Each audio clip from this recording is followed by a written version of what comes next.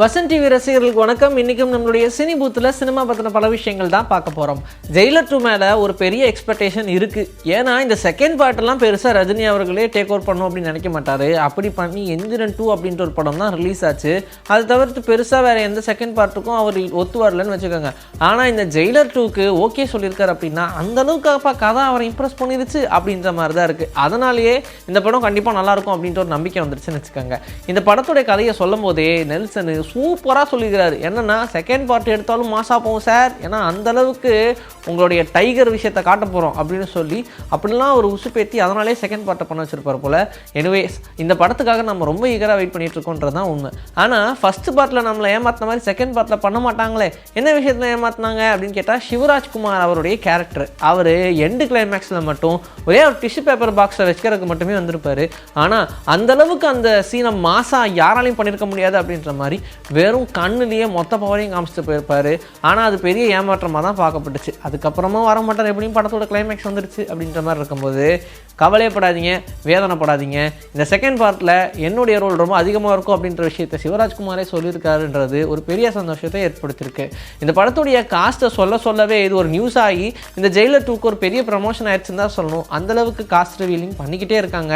ஒரு பாட்டுக்கு நடிகை நடனம் ஆடுறாங்க அப்படின்ற விஷயம் கூட வைரலாக தான் போச்சு. அதனால் இந்த படம் கண்டிப்பாக வசூல் ரீதியாக ஒரு பெரிய சக்ஸஸ்ன்றதுல சந்தேகமே கிடையாது. சிவராஜ்குமார் இப்போ வரைக்கும் 3 days இந்த ஜெயிலர் 2 படத்துடைய ஷூட்டுக்கு போயிருக்காராம். இன்னும் 4 நாள் படத்துடைய ஷூட்டிங் பேலன்ஸ் இருக்குது. அது ஜான்வரியில் தான் வைக்க போகிறாங்க. அதுலேயும் நடித்து படைய கலப்போம் அப்படின்ற மாதிரியான பிளானில் தான் இருக்காங்களா. மற்றபடி நம்ம யாரெல்லாம் ரசித்தோமோ மோகன்லால் அவர்களாகட்டும், இல்லை நம்மளுடைய ரம்யா கிருஷ்ணன் அவர்களாகட்டும், இப்படி எல்லாருமே அந்த படத்தில் இருக்காங்கன்றது நமக்கு ஒரு கூடுதல் பலமாகவே பார்க்கப்படுது. ஜனநாயகன் அப்படின்ற படம், இந்த படம் நமக்கு தெரிஞ்ச மாதிரி பொங்கலுக்கு பொங்க வைக்க போகிறாங்க.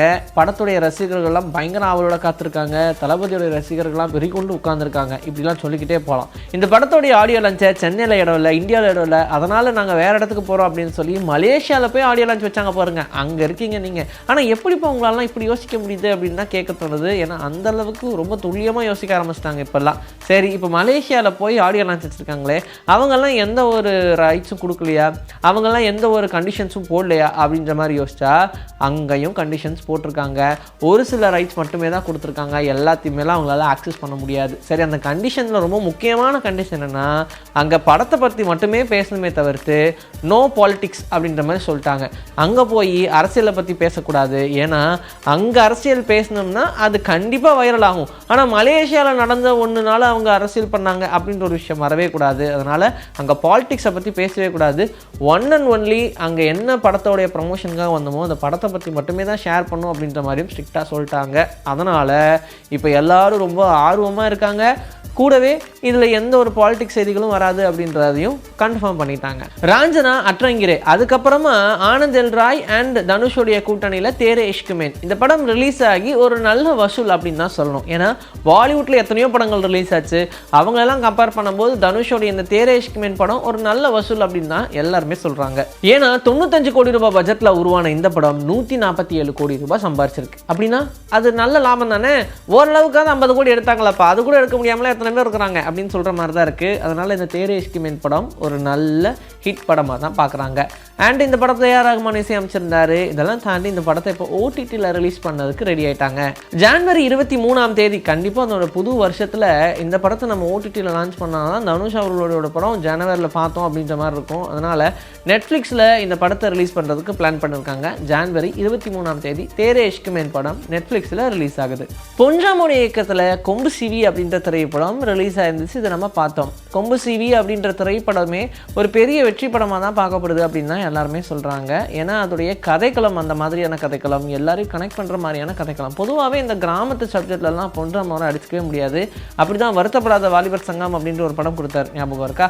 இந்த படம் நம்ம எல்லாருக்கும் ரொம்ப பிடிக்கும். சிவகார்த்திகேயன் சூரியனுடைய காம்பினேஷனே ஒர்க் அவுட் ஆனது இந்த படத்தில் இருந்தால் அதுலேருந்து நம்ம யாராலையுமே இந்த படத்தை மறக்க முடியாது. எப்போ போட்டாலும் சிரிச்சுக்கிட்டே இருக்கலான்ற மாதிரியான ஒரு திரைப்படம். இப்போது இந்த படத்துடைய 2ஆம் பாகம் வந்தால் எப்படி இருக்கும்? அது பொன்ராமோருடைய கனவு திரைப்படம் அப்படின்னு சொல்கிறாங்க. ஏன்னா அந்த கிராமமே வந்து ரொம்ப கலர்ஃபுல்லான கிராமம் கிராமம். ஈவன் நம்ம பார்க்கறதுக்கு சீமராஜா அண்ட் இந்த வருத்தப்படாத வாலிபர் சங்கம் இது ரெண்டும் ஒரே மாதிரி இருந்தாலும் தனியாக அதை பிரித்து காட்டுறதுக்கான காரணமே என்னென்னா ஒவ்வொருத்தவங்களுடைய அப்பியரன்ஸ் தான். அந்த அப்பியரன்ஸே ஊர் மக்களாக கலந்த மாதிரி தான் இருக்கும். அதனாலேயே இந்த படத்தை எப்படியாவது 2ஆம் பாகம் எடுத்துடணும் அப்படின்ற மாதிரி போராடுறாராம். அதோடைய ஸ்கிரிப்ட் வேலைகளையும் ஈடுபட்டிருக்காராம். கொண்டு போய் சிவகார்த்திகேயன்ட்ட சொல்லுவோம், அவர் அப்போ ஓகேன்னு சொன்னால் பண்ணுவோம் அப்படின்ற மாதிரி தான் இருக்காங்க. அது எப்படி கொண்டு போகிறாங்க, எப்படி நகரப்போகுது? ஏன்னா இப்போ சிவகார்த்திகேயன் ஒன்லி கமர்ஷியல் ஃபிலிம்ஸ் அப்படின்னு பண்ணிட்டு இருக்காரு, நாட் ஓன்லி காமெடி அப்படின்னும் போது இது எப்படி கொண்டு போகிறாங்க அப்படின்றது எல்லாருக்கும் புரியாத புதிராக தான் இருக்குது. வெயிட் பண்ணி பார்க்கலாம். உன்னி முகுந்தன் அப்படின்னு சொன்னதும் கருடன் படம், மார்க்கோ படம் இதெல்லாம் நம்மளுடைய ஞாபகத்துக்கு வரும். அந்த அளவுக்கு நல்ல நல்ல திரைப்படங்களை தான் நடிச்சிருக்காரு. மலையாள இண்டஸ்ட்ரியில் ஓரளவுக்கு அவருக்கு நல்ல பேர் இருக்குது அப்படின்னே சொல்லலாம். ரொம்ப எஸ்டாப்ளிஷ் ஆன ஒரு நடிகர். இப்போது இவர் கையில் எடுத்துருக்கக்கூடிய திரைப்படம் தான் மா வந்தே அப்படின்ற படம். யாரோடதுன்றது உங்களுக்கே தெரிஞ்சிருக்கும். பிரதமர் மோடி அவர்களுடைய கதையை அப்படியே இந்த படமாக எடுக்கிறோம் அப்படின்னு சொல்லியிருந்தாங்க. அதுக்கேற்ற மாதிரி அந்த வேலைகளும் ரொம்ப நாள் ஓடிக்கிட்டே தான் இருந்துச்சு. இப்போது உன்னி முகுந்தனுமே இந்த மாதிரியான ஒரு பாலிட்டிக்ஸ் சப்ஜெக்ட் எடுத்து பண்ணுவாரா அப்படின்ற மாதிரி தான் எல்லாருக்கும் ஒரு கேள்வி இருந்துச்சு. பட் அதெல்லாம் ரொம்ப தெளிவாக நம்மளால் பண்ண முடியும் அப்படின்றதுக்கு ஏற்ற மாதிரி தான் இந்த படமும் அமைஞ்சிருக்குன்னு வச்சுக்கோங்க. அப்படியே அதை தழுவி எடுக்கிறதுனால நிறைய விஷயங்கள் அதில் இன்புட்டாக கொடுக்கணும், ஆனால் உண்மையை மட்டுமே தான் சொல்லணும் அப்படின்ற மாதிரி தான் இந்த கதையை வடிவமைச்சிருக்காங்க. கூடவே அடுத்தடுத்து தான் என்ன நம்ம பண்ணும் அப்படின்ற மாதிரியும் ஒன்றா இதில் முயற்சி பண்ணிக்கிட்டே இருக்காங்க. அதுக்குண்டான வேலைகளும் நடந்துகிட்டே தான் இருந்துச்சு. இப்போ இந்த படத்துடைய பூஜையை போட்டு படத்தை ஸ்டார்ட் பண்ணிட்டாங்க அப்படின்ற ஒரு அப்டேட் வந்திருக்கு. அது ரசிகர்கள் மத்தியில் ஒரு நல்ல சந்தோஷத்தை ஏற்படுத்தியிருக்கு. ஈவன் கேரளா ஆடியன்ஸுமே இந்த படம் பார்க்குறதுக்கு ரொம்ப ஆர்வமாக இருக்காங்கன்னா பார்த்துக்கோங்களேன். இன்றைக்கி நம்மளுடைய சினி பூத்தில் சினிமா பற்றின பல விஷயங்கள் பார்த்தாச்சு. இதே மாதிரி அடுத்த எபிசோடுக்கு ரெடியாக இருங்க. உங்களை நான் வந்து சந்திக்கிறேன். Until this is by from Vijayasri. Take care.